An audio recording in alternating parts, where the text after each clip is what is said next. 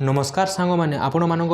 T army तरफ एक नुआ नोटिस आसी जाइए जोटा कि आम टेरिटोरियल आर्मी कही थाउ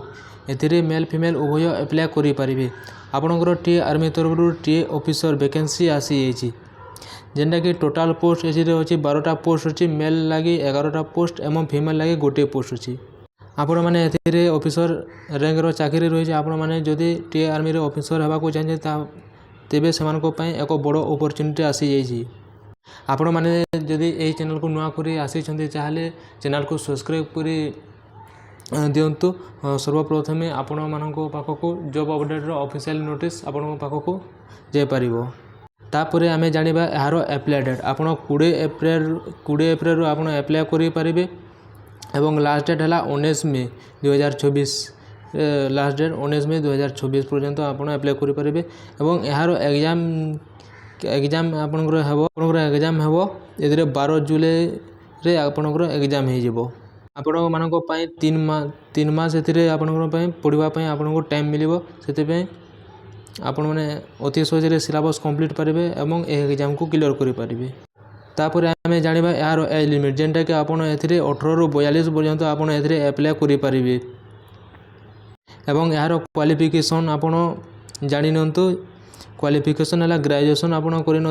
एप्लाय करेंगे ना आपण मैंने जदि ग्रेजुएशन कंप्लीट कर पोस्ट रे आप एप्लाय करेंगे। एवं आ गोटे इम्पोर्टाट कथा जे जेन कैंडिडेट माने ऑलरेडी जॉब प्राइवेट जॉब किंबा गवर्नमेंट जॉब पीएसयू रे एम्प्लॉयमेंट होइथिबे से माने ही एथिरे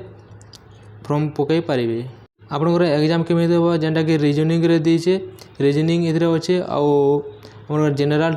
नॉलेज अच्छे और इंग्लिश अच्छे 3टा सब्जेक्ट अच्छे जेनटा कि 2 घंटा टाइम दिया 100टा क्वेश्चन रही एवं आपणकर माइनस मार्किंग जेनटा कि आपणकर माइनस मार्किंग देछि 0.33% देछि। आपणकर रीजनिंग रे आबा 40टा क्वेश्चन एवं जनरल नॉलेज रे आबा 30टा क्वेश्चन इंग्लिश रे आबा 30टा क्वेश्चन टोटल 100टा क्वेश्चन एवं 2 घंटा आपनको टाइम दिया एथिरे आपनकर सैलरी बहुत बढ़िया देछि जेनटा कि देखुबे 56,100 बेसिक पे जेनटा स्टार्टिंग होछि 56,100 लाखे 77,500 पर्यंत आपनकर सैलरी पाई परिबे। पोस्ट जानि करी आपनकर एथिरे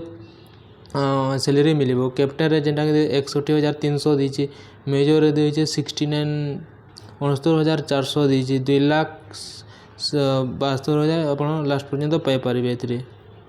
आपण यही पीडीएफ को आपण माने चेक करि पारे जेनटा कि ऑफिशियल वेबसाइट में आपको कहि www.indianarmy.nice.in आपण यही वेबसाइट को जाकरी यही पीडीएफ को आपण डायरेक्ट डाउनलोड करि पारिबे एवं याको चेक करि पारिबे।